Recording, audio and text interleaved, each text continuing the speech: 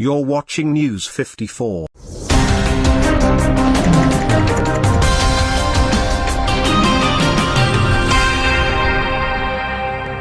Alafu baadaye mtasema pesa mfukoni, haki kwa wote. My friend and brother, Honorable William Ruto, congratulations. We have been in this hall since 2007. But I think this election, to our leaders here, this is going to be the most decisive election. This election will be a turning point in the history of Kenya. And why do I say so? This election will be between the ordinary citizens and the bourgeois, within the meaning of Stalin, the famous Stalin of Russia. This election will be about the debt, the 13 trillion debt, and more so the 7 trillion debt that was borrowed courtesy of the handshake brothers.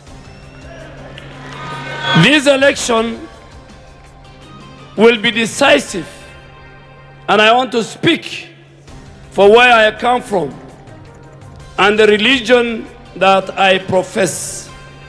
This election will be about end to impunity and extrajudicial killings. Many Kenyans, never in the history of this country, under a robust Bill of Rights, their bodies are found in our best of our rivers, in Yala River and in Tana River. Many mothers in northern Kenya, and we will go to Wajir, Garissa and Mandera, and Lamu and Kwale.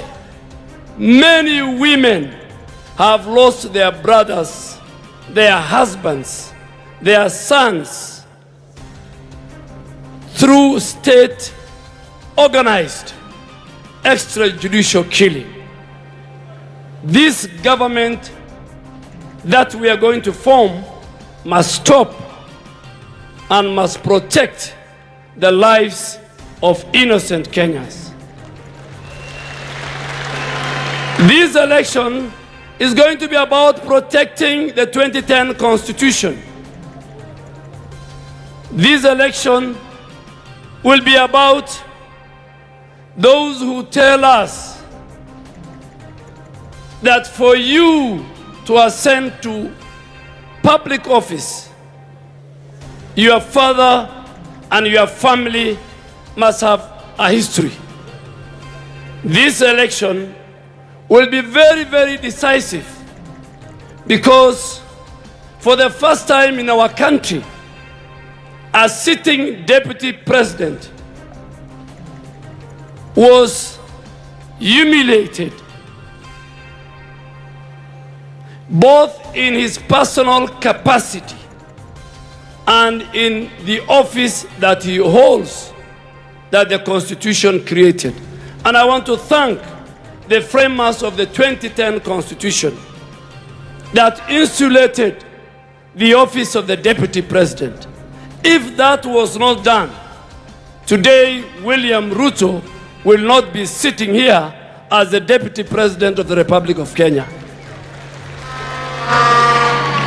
Let me make one confession, because confessions must be made and confessions must be stated. I was the best friend of President Uhuru Kenyatta and his deputy. And I remember one morning,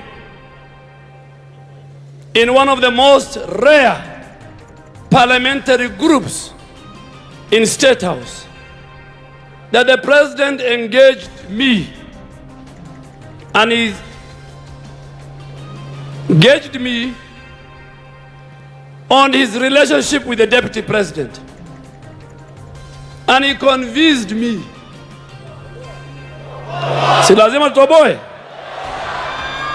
The president, for the first time in that morning, we had a 45-minute talk, man to man. And the president told me for the first time that there's something called split loyalty. That, Honorable Duale, you are the best of my best. You have delivered your duty as the first majority leader. But the problem is that you are a friend to William Ruto, and that we have completed the purge of the leadership in parliament. We have sorted out Murkomen and his team and Susan. We have sorted out 𝗔𝗕𝗢𝗪 and his team in the National Assembly.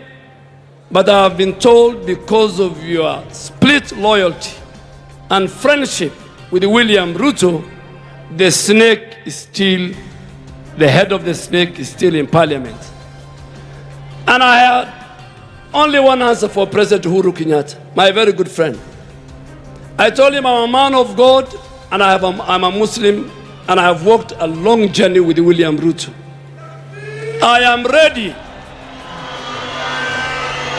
ready to take a walk from your administration.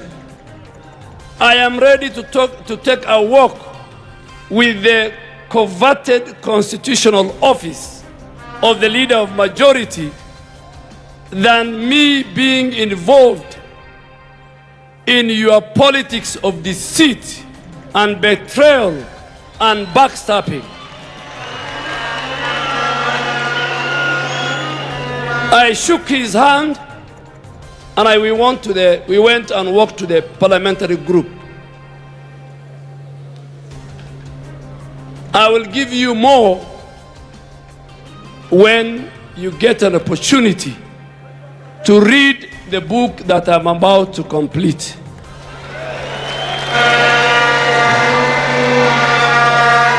We must say in this election, that we are tired of politics of deceit, of betrayal, by more so those who occupy the highest office in our land. And my good friend, Honorable William Ruto, when you become a president, inshallah, I want to beg you, please don't allow brokers and drunkards and thugs who will work in your office to undermine and humiliate both the character and the person and the office of future deputy presidents, who I am sure they are sitting among us here. You must stop that. And because you're a man of God, since 1963, when Jomo Kenyatta became president, since Mzee Moi's time, and now under President Uhuru Kenyatta, the common denominator in the Kenyan politics was none other than politics of deceit, backstabbing, and betrayal. That must end.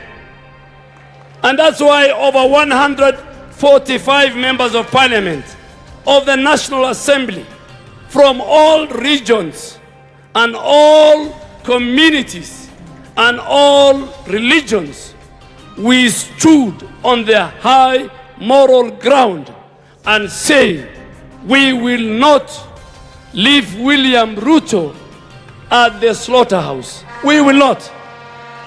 Today is a good day, and my final comment.